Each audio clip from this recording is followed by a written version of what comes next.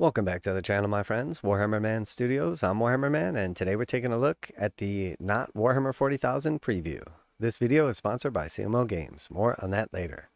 The Not Warhammer 40,000 preview drops on the 1st of July. The new edition of a little game called Warhammer 40,000 has just been released, with revamped rules and a massive box filled with new miniatures. It's all quite exciting. This release has generated a lot of attention, but believe it or not, there are other Warhammer games out there. It's now time to lavish some much-needed attention into those other systems and settings, from the Mortal Realms to the Age of Darkness, with a jam-packed Not Warhammer 40,000 preview coming this weekend. This online preview will be streamed live on Warhammer Twitch channel, and will feature reveals for games that are categorically not Warhammer 40,000. This means we'll have shiny new things for Warhammer Age of Sigmar, Warhammer the Horus Heresy, Warhammer Underworlds, and Warcry, and even a new model to show you from Warhammer, the Old World. Tune in on the 1st of July at 2 p.m. BST to catch all the action. For the rest of the world, the times are below. So we've got our little Warhammer Not 40,000 preview guide here. And you can see based on where you are located at, the different times here as well. So you see the show starts at 2 p.m. on the 1st in London, UK. And then we see 8 a.m. Chicago, US on the 1st, 9 a.m. New York, US on the 1st, 3 p.m. Berlin, Germany on the 1st, 10 p.m. Tokyo, Japan on the 1st, and 11 p.m. Sydney, Australia. And once the stream is done, there'll be articles covering all the news here, Warhammer community, so you need not worry about missing out on the hottest gossip. So pretty cool. Definitely looking forward to seeing what else is coming out here. Obviously, we have the new season of Sigmar kicking off. So there's going to be some cool models already that were announced and shown off and everything. Some nice box sets as well. But realistically, seeing what else is coming down the line for Sigmar, super exciting. I know we've already seen the big pig for the Orruk war clans, so definitely looking forward to seeing that thing come out. But I'm assuming there's going to be some new stuff as well. So really exciting to see what is coming down the pipe. And then Warhammer the Horus Heresy, we're still waiting on the knight. I think it was the Cerastus, and a couple of other models that were announced there. But I do expect some more announcements as well on that one. Probably going to see some more vehicles, maybe some infantry or some of the other missing units, but should be pretty cool overall. And then we see also Warhammer Warcry.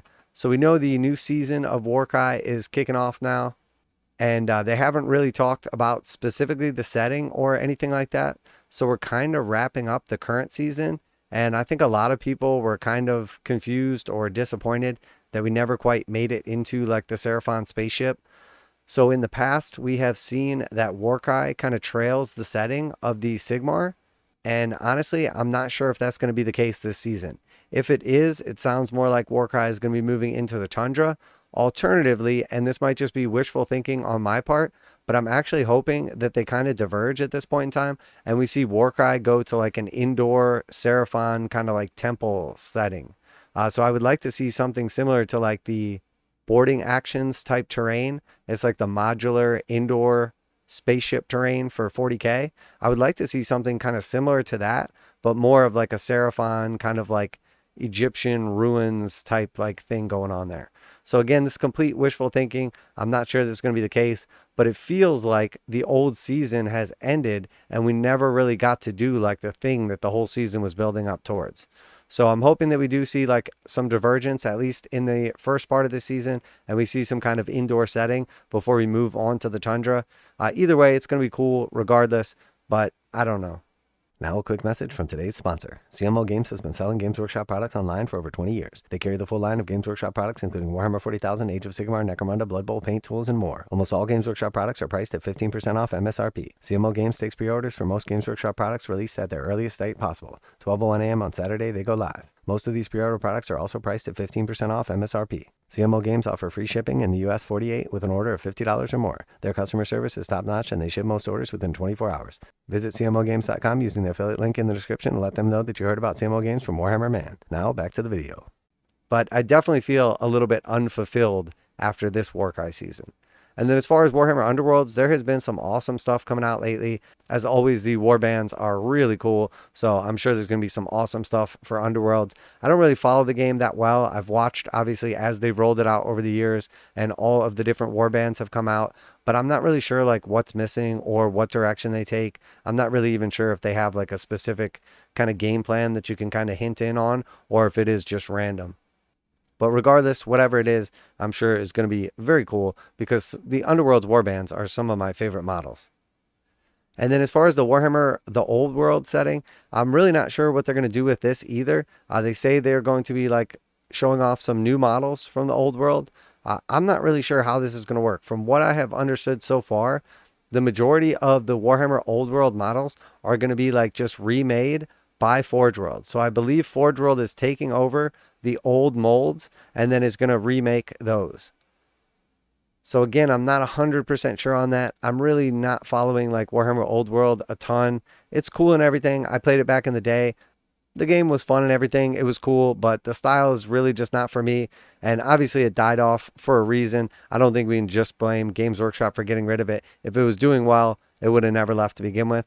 Doesn't mean they can't bring it back and have it do better this time. Maybe it could be managed a little bit differently, handled, the rules changes, etc. So there's definitely still hope that Warhammer the Old World could be cool, but it's just not all that appealing to me. I know a lot of the Old World players, or like Warhammer Fantasy as we called it at the time, don't really like Sigmar and don't really like the setting and the lore and all that stuff.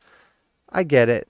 Everybody hates change a little bit, but the truth is Warhammer Age of Sigmar is a really cool game. It's come a long way. The models are absolutely amazing. So I don't really have a reason to like kind of latch on to like the old nostalgia of the old world.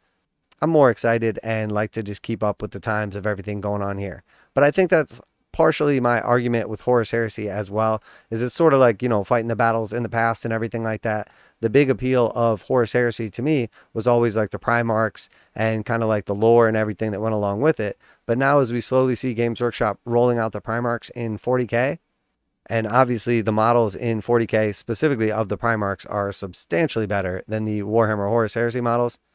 The one thing that kind of always like tugged at my heartstrings, kind of pulled me back towards that setting, that moment in time, has really just gone away. So I'm definitely super excited for these releases, looking forward to them. I don't have a ton of speculation on it. My biggest hopeful and speculation is that we do see the Warcry season continue into the Seraphon Temple and spaceship type deal, and we kind of get a little bit of terrain that goes along those lines and a little bit more of the story.